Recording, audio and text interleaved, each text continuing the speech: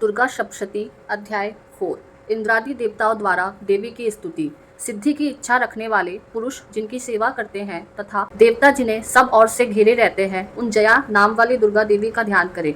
उनके श्रीअंगों की आभा काले मेघ के समान श्याम है। वे अपने कटाक्षों से शत्रु समूह को भय प्रदान करती हैं। उनके मस्तक पर आबद्ध चंद्रमा की रेखा शोभा पाती है।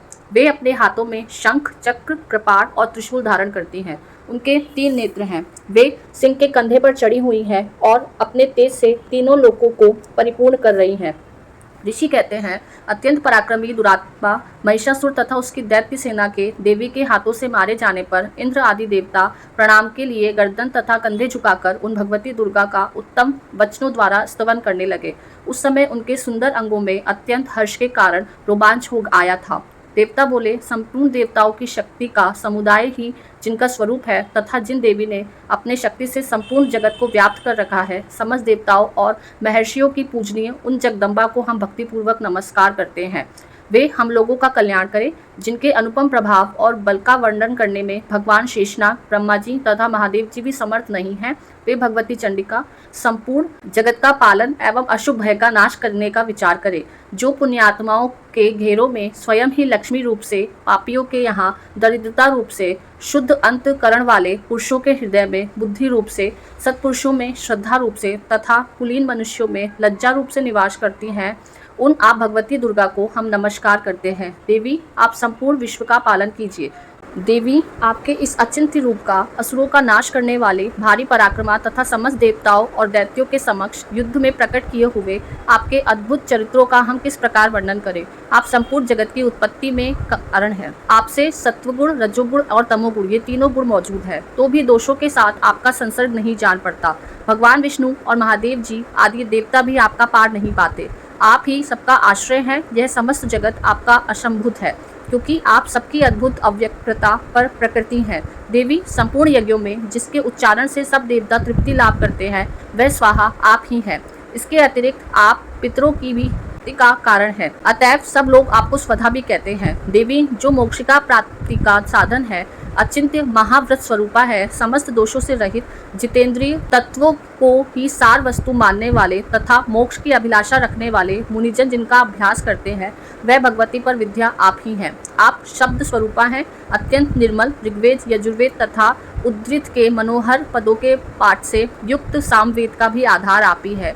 आप देवी त्रयी और भगवती हैं। इस विश्व की उत्पत्ति एवं पालने के लिए आप ही वार्ता के रूप में प्रकट हुई हैं। आप संपूर्ण जगत की घोर पीड़ा का नाश करने वाली हैं। देवी, जिससे समस्त शास्त्रों के सार का ज्ञान होता है, वह मेधा शक्ति आप ही है। दुर्गम भवसागर से पार उतारने वाली नौका रूपा दुर्गा देवी भी आप ही है। आपकी कहीं भी आसक्ति नहीं है। कैटभ के शत्रु भगवान विष्णु के वक्ष स्थल में एकमात्र निवास करने वाली भगवती लक्ष्मी तथा भगवान चंद्रशेखर द्वारा सम्मानित गौरी देवी भी आप ही है। आपका मुख मंद मुस्कान से सुशोभित, निर्मल, पूर्ण चंद्रमा के बिंब का अनुकरण करने वाला और उत्तम सुवर्ण की मनोहर कांति से कमनीय है। तो भी उसे देखकर महिषासुर को क्रोध हुआ और सहसा उसने उस पर प्रहार कर दिया। यह बड़े आश्चर्य की बात है। देवी, वही मुख जब क्रोध से युक्त होने पर उदय काल के चंद्रमा की भांति लाल और तनी हुई भौहों के कारण विकराल हो उठा, तब उसे देखकर जो महिषासुर प्राण तुरंत नहीं निकल गए, यह उससे भी बढ़कर आश्चर्य की बात है, क्योंकि क्रोध में भरे हुए यमराज को देखकर भला कौन जीवित रह सकता है। देवी, आप प्रसन्न हो। परमात्मा स्वरूपा आपके प्रसन्न होने पर जगत का अभ्युदय होता है और क्रोध में भर जाने पर आप तत्काल ही कितने लोगों का सर्वनाश कर डालती हैं। यह बात अभी अनुभव में आई है, क्योंकि महिषासुर की यह विशाल सेना क्षण भर में आपके कोप से नष्ट हो गई। सदा अभ्युदय प्रदान करने वाली आप जिन पर प्रसन्न रहती हैं, वे ही देश में सम्मानित हैं। उन्हीं को धन और यश की प्राप्ति होती है। उन्हीं का धर्म कभी शिथिल नहीं होता तथा वे ही अपने हष्टपुष्ट स्त्री, पुत्र और भृत्यों के साथ धन्य माने जाते हैं। देवी, आपकी ही कृपा से पुण्यात्मा पुरुष प्रतिदिन अत्यंत श्रद्धापूर्वक सदा सब प्रकार के धर्मानुकूल कर्म करता है और उसके प्रभाव से सर्वलोक में जाता है। इसलिए आप तीनों लोकों में निश्चय ही मनोवांछित फल देने वाली हैं। माँ दुर्गे, आप स्मरण करने पर सब प्राणियों का भय हर लेती हैं और स्वस्थ पुरुषों द्वारा चिंतन करने पर उन्हें परम कल्याणमयी बुद्धि प्रदान करती हैं। दुख, दरिद्रता और भय हरने वाली देवी, आपके सिवा दूसरी कौन है जिसका चित्त सबका उपकार करने के लिए सदा ही दर्यार्द रहता है। देवी इन राक्षसों के मारने से संसार को सुख मिले तथा ये राक्षस चिरकाल तक नरक में रहने के लिए भले ही पाप करते रहे हों, समय संग्राम में मृत्यु को प्राप्त होकर स्वर्गलोक में जाए, निश्चय ही यह सोचकर आप शत्रुओं का वध करती हैं। आप शत्रुओं पर शस्त्रों का प्रहार क्यों करती है? समस्त असुरों को दृष्टिपात मात्र से ही भस्म क्यों नहीं कर देती? इसमें एक रहस्य है। ये शत्रु भी हमारे शस्त्रों से पवित्र होकर उत्तम लोकों में जाए, इस प्रकार उनके प्रति भी आपका विचार अत्यंत उत्तम रहता है। खड्ग के तेज पुंज की भयंकर दीप्ति से तथा आपके त्रिशूल के अग्रभाग की घनीभूत प्रभा से चौंधियाकर जो असुरों की आंखें फूट नहीं गई, उसमें कारण यही था कि वे मनोहर रश्मियों से युक्त चंद्रमा के समान आनंद प्रदान करने वाले आपके इस सुंदर मुख का दर्शन करते थे। देवी, आपका शील दुराचारियों के बुरे बर्ताव को दूर करने वाला है। साथ ही यह रूप ऐसा है जो कभी चिंतन में भी नहीं आ सकता और जिसकी कभी दूसरों से तुलना भी नहीं हो सकती, तथा आपका बल और पराक्रम तो उन दैत्यों का भी नाश करने वाला है जो कभी देवताओं के पराक्रमों को भी नष्ट कर चुके थे। इस प्रकार अपने शत्रुओं पर भी अपनी दया प्रकट की है। वरदायिनी देवी, आपके इस पराक्रम में किसके साथ तुलना हो सकती है, तथा शत्रुओं को भय देने वाली एवं अत्यंत मनोहर ऐसा रूप भी उसके सिवा और कहाँ है। हृदय में कृपा और युद्ध में निष्ठुरता, यह दोनों बातें तीनों लोकों के भीतर केवल आप में ही देखी गई है। माता, आपने शत्रुओं का नाश करके इस समस्त त्रिलोक की रक्षा की है। उन शत्रुओं की भी युद्ध भूमि में मारकर स्वर्ग लोक में पहुंचाया है तथा उन्नत दैत्यों से प्राप्त होने वाले हम लोगों के भय को भी दूर कर दिया है। आपको हमारा नमस्कार है। देवी, आप शूल से हमारी रक्षा करें। अंबिके, आप खड्ग से हमारी रक्षा करें तथा घंटा की ध्वनि और धनुष की टंकार से भी हम लोगों की रक्षा। चंडिके, पूर्व, पश्चिम और दक्षिण दिशा में आप हमारी रक्षा करें तथा ईश्वरी, अपने त्रिशूल को घुमाकर आप उत्तर दिशा में भी हमारी रक्षा करें।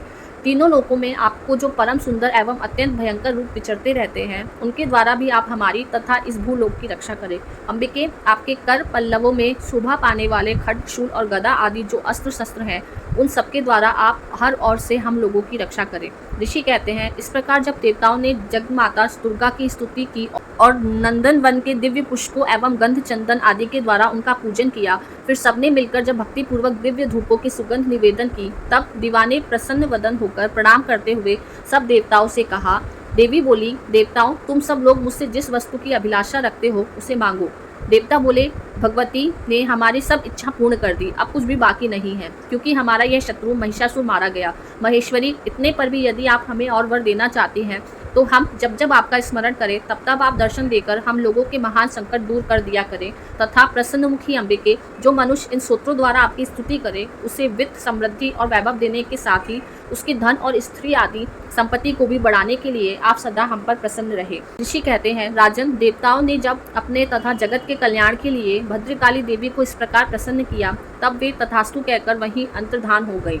इस प्रकार पूर्व काल में तीनों लोकों का हित चाहने वाली देवी जिस प्रकार देवताओं के शरीर से प्रकट हुई थी, वह सब कथा मैंने कह सुनाई। अब पुनः देवताओं का उपकार करने वे देवी दुष्ट दैत्यों तथा शुंभ निशुंभ वध करने एवं सब लोगों की रक्षा करने के लिए गौरी देवी के शरीर से जिस प्रकार प्रकट हुई थी, वह सब प्रसंग मेरे मुँह से सुनो, मैं उसका तुमसे यथावत वर्णन करता हूँ।